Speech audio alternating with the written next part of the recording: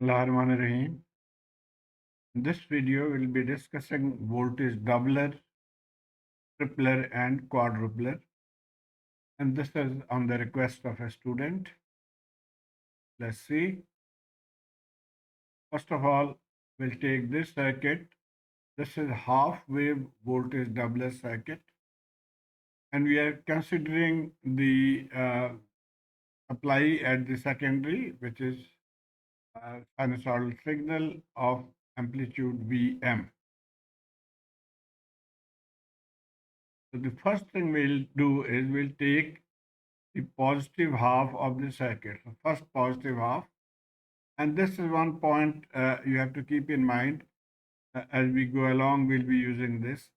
For every half cycle, we take the original circuit. So we take the original circuit with the addition of capacitor voltages. So if there is any voltage of, across the capacitor, we'll take that. Now in this case, there is no voltage. So we'll just take this circuit, and what we'll add is, because of the positive half cycle, there will be a positive sign here and negative sign at the bottom. And now we'll analyze which diode is forward bias and which diode is reverse bias because of the capacitor, because of the input voltage.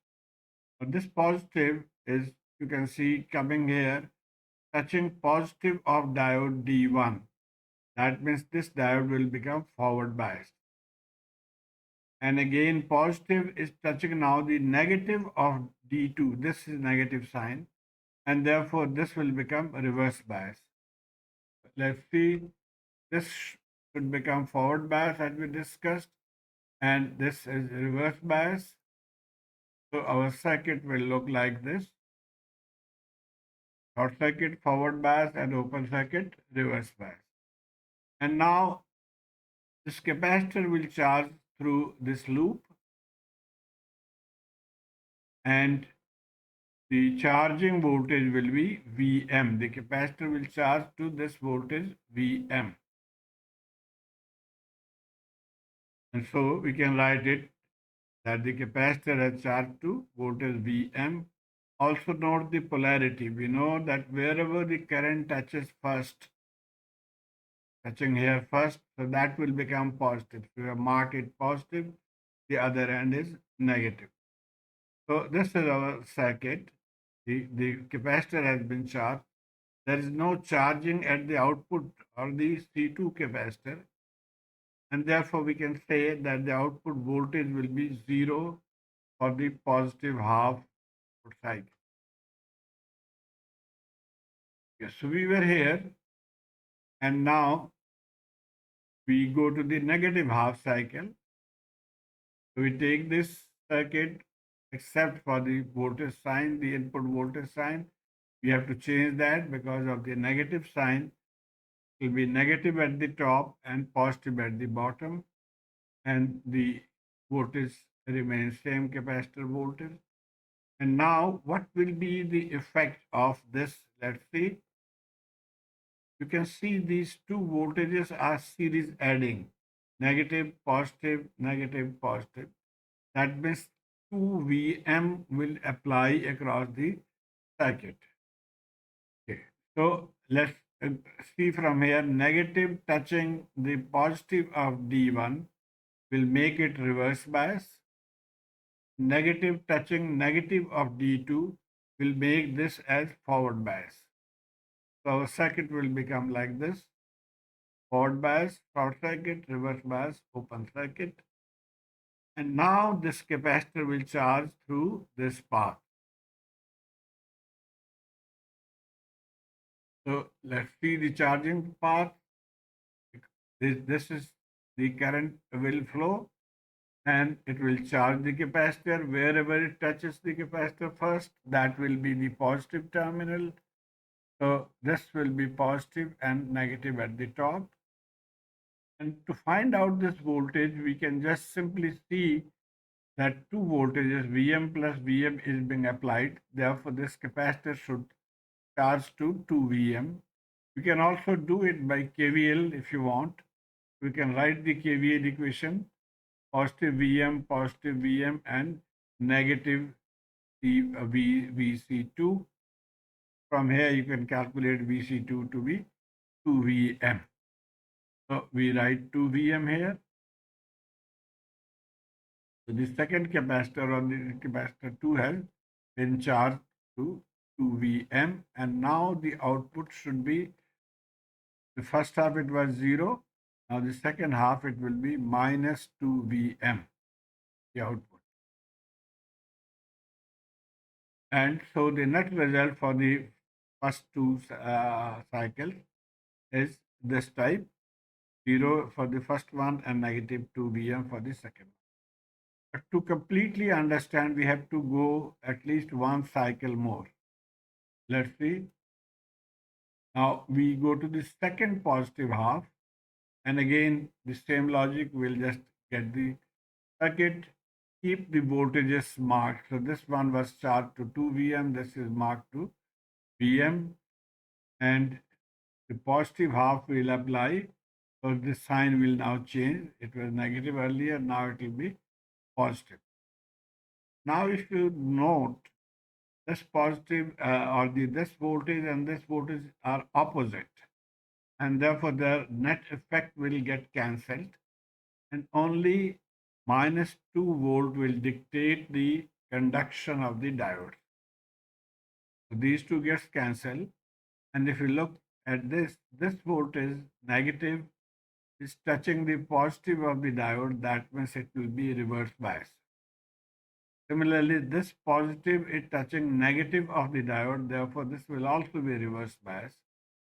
And so our circuit will be open here, D1 open, D2 open. This is the circuit, and the output voltage is minus 2Vm. Okay, now there can be two possibilities. First of all, there is no load connected. No load connected at the output, therefore both capacitors stay charged. C1 is charged to Vm and C2 is charged to 2Vm. So they'll remain charged like this. The other possibility could be that we connect a load. If we connect a load here, then what will happen? This capacitor will now discharge through load. These are still open circuit. The capacitor will discharge through load, and that means the output, which was minus 2Vm, will gradually decrease. So we can say that it will decrease or discharge like this. The voltage across C2 dropping or drops during the second positive half cycle, and depending on the value of this resistance, it might take more time to drop or less time to drop. I'm assuming that it has dropped to 0. So this has dropped to 0 volt because of the discharge at the positive half cycle. What will be the next? Second negative half cycle, again we take the circuit as it is, and we keep the voltages. So this one is Vm, this one is 0 volt. And we have learned that during the negative half cycle, this diode is charged to minus 2Vm. For the second negative half as well, this will charge to minus 2Vm. So it will be minus 2Vm. And this process will now continue, charging to minus 2Vm, discharging to 0, then minus 2Vm, discharging to 0.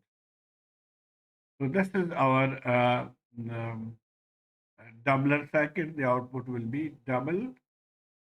And now we'll go to the tripler circuit. The tripler circuit, so this was our doubler circuit. So one more set of capacitor and diode has been added. Technique again remains the same. For the positive half, this will, you can see the positive touching positive of the diode. So this is short circuit, and the current will only flow through this. This will not have any effect to the others. And because of the current flow, the diode will be charged. Sorry, capacitor C1 will be charged to Vm.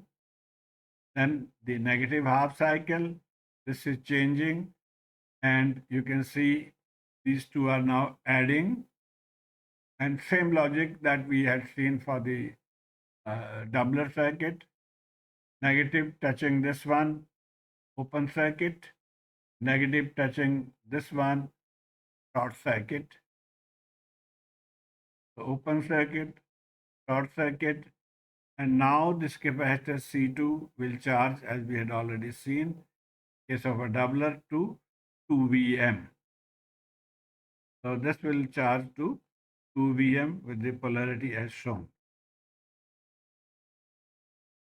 So this is the state now after 2 cycles. Then again, the third cycle, the sign changes. This is positive. And now you can see these two gets cancelled, opposite. So only this Vm will affect the diodes. Positive of the capacitor or positive 2 Vm touching this will make this reverse bias. Negative touching the D2 diode will also make it reverse bias. So let's see the circuit. Both of these two are reverse bias. And also the negative touching the negative of third diode will make it forward bias. Forward bias.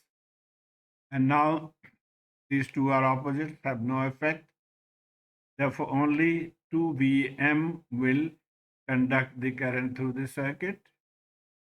So this will be the current flowing. And because of this, the third capacitor will now charge to plus 2 Vm. Okay, so we were here.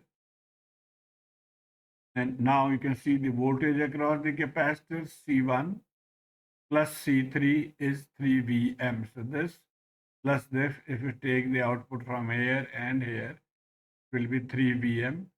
So it is a tripler circuit. And similarly, if we add another one, another set of diode and capacitor, then this will again charge to 2 Vm. And so this will be quadrupler circuit. So 2 Vm and 2 Vm. To take the output from here, it will be 4 times. This we have already discussed. It will be 3 times. So you can have many multiples, not only quadrupler, but you can go higher. But this is enough to understand the concept. Point to note that while voltage multipliers can boost the voltage, they can only supply limited current because the transformer will have a limited power capability. I hope this gives you an understanding of the voltage doubler, tripler circuit. Thank you.